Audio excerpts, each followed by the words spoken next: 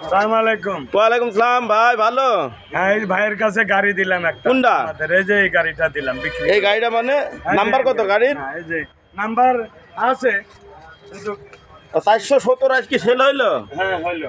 417। ঘটনা হচ্ছে হ্যাঁ এই যেহেতু পুরাতন গাড়ি, জি আমি পুরাতন গাড়ির ব্যবসা করি, পুরাতন গাড়ি দেই নগদ এবং বাকি। জি তো বাকি দেয় এলাকার ভিতরে, যেরকম দৌলতপুর থানা, মিরপুর থানা, আমলাদি, ভেড়ামারা থানা দিয়ে এইটুক জায়গার ভিতরে আমি বিক্রি করি। জি হয়তো অনেক ভাইয়েরা অনেক জায়গা থেকে দেখে, তা যেহেতু আমার বিভিন্ন জায়গায় তো আর শোরুম নাই, না আমি গরিবের পাশে দাঁড়াবার মতন, যেরকম এই ভাইয়ের কাছে 80,000 টাকা ছিল, তো 80,000 টাকা ছিল, এই গাড়িটার দাম 1,60,70,000 টাকা। তাই বাকিতে বিক্রি করলেন?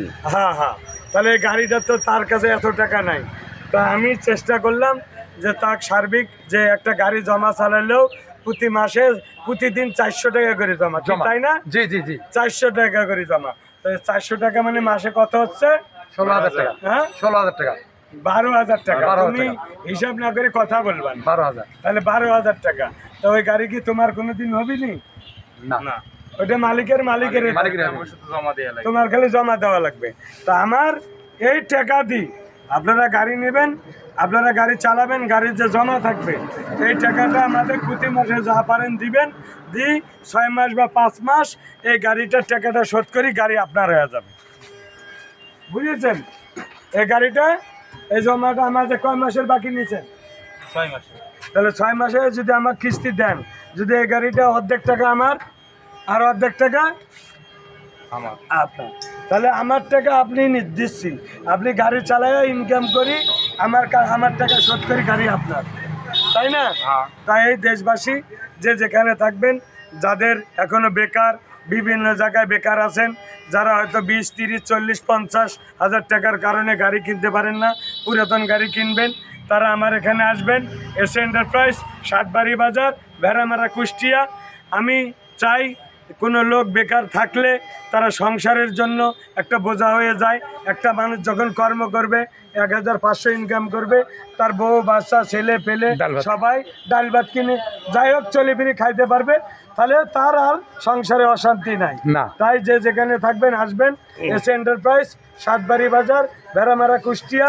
আমি সুমন ভাই, সুমন মেকার, সবাই এক নামে চিনে।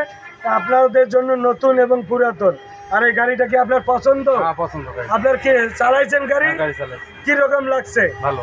আপনার আমার জনগণের প্রতি আমার প্রতি কথা কিছু বলেন, আমার ভালো না মন্দ।